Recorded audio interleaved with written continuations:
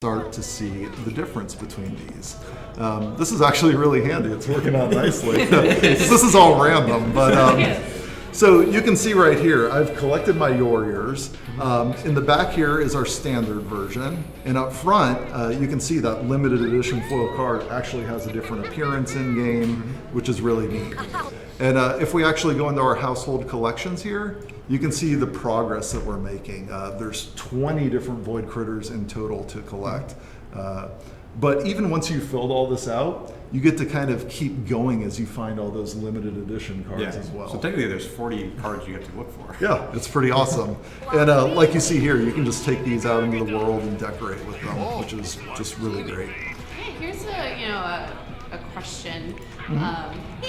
For the kids, they grow up. We all grow up eventually. Can they pass on their collection to their children? Oh yeah, as well? Absolutely. So because there are all those cards to find and the rare versions, you can keep growing this collection over time. So you can pass it down through the generations of your family until you've max power leveled all your foil cards. Or you just got a room full of them. Yeah. So we're going to start a club gathering over at the Willow Creek Library, where we'll actually see how these battles unfold in game. Now, I've taken the liberty of modifying our Willow Creek Library just a little bit to put some cool kids objects in there as well.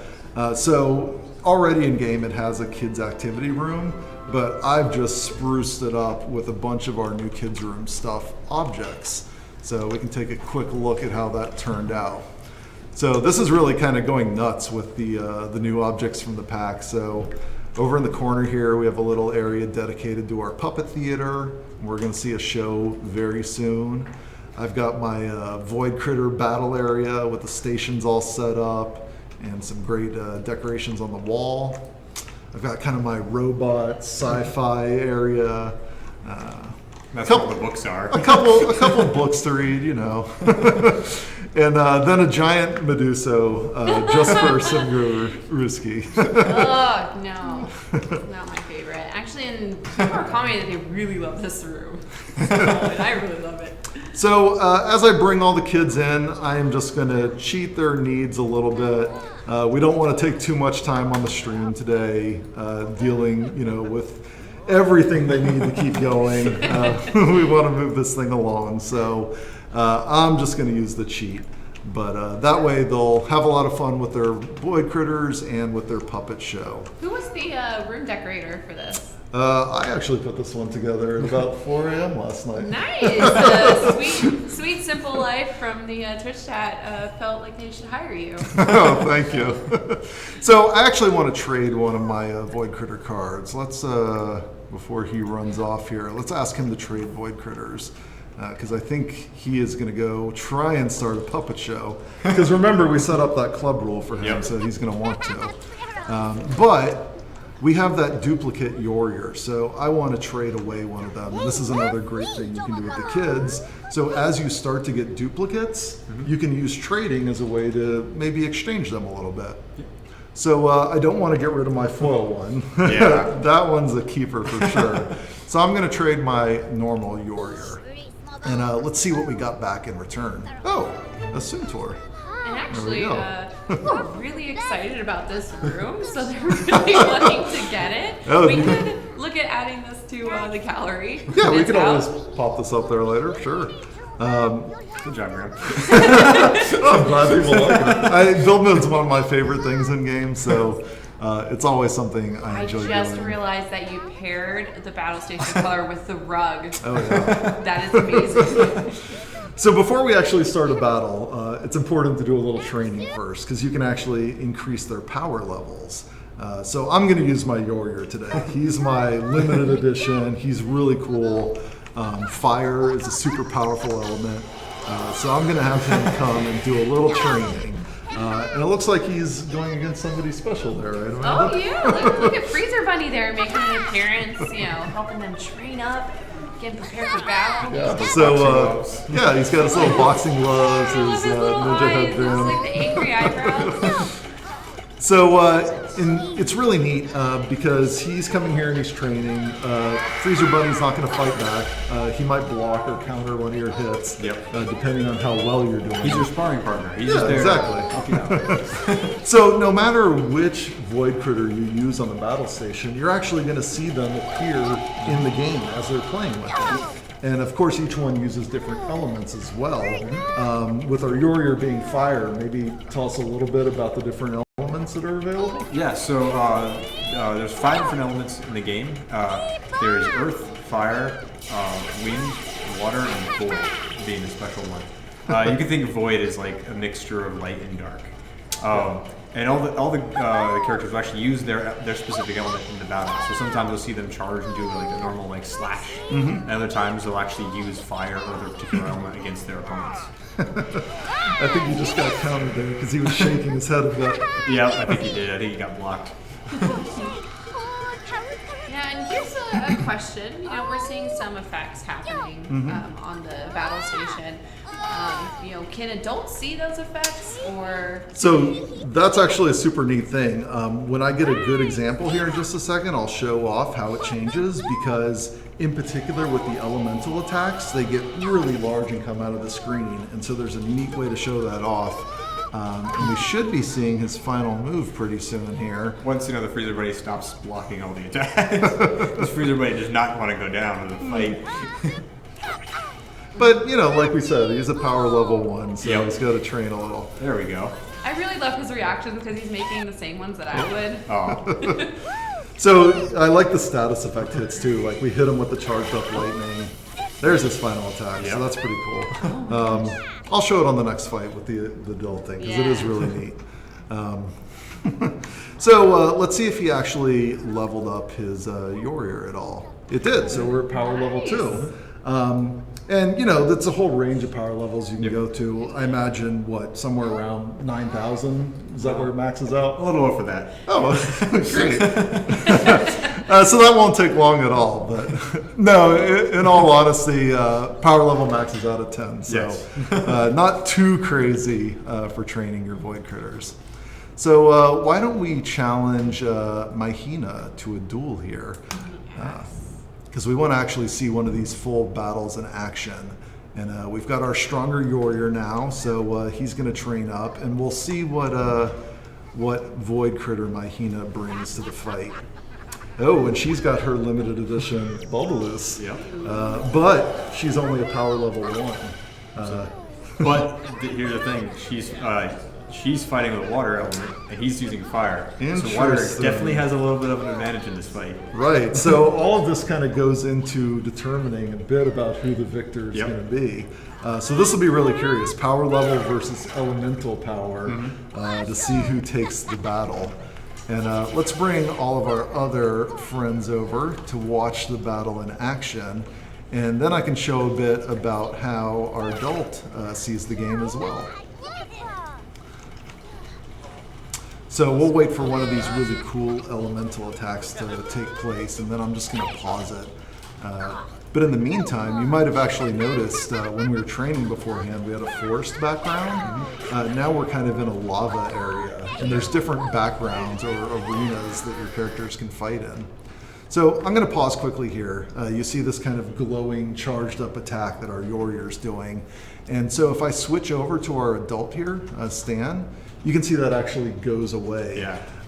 So you got a little taste of this in yesterday's update with the monster under the bed, where kids see it and the adults don't. Same thing with the battle station. Our adults watching the game and the characters are moving back and forth on screen, but it's the kids' imagination that really brings these attacks to life and makes them kind of explode off screen, which I love watching. Just makes for more epic battles. I do appreciate that the adults are showing that, reading is good for you. He's got to be the responsible adult. So you can see the other kids are kind of following along the action and watching as well. One really nice little subtle touch that I like is kids will actually cheer for other kids that they like, or they'll boo other kids that they're enemies with. So if you're getting in a fight with somebody and you're watching them on the Void Critter battle, You're definitely going to cheer against them. yeah, which is really neat to see. There we go. Oh, is that our final attack?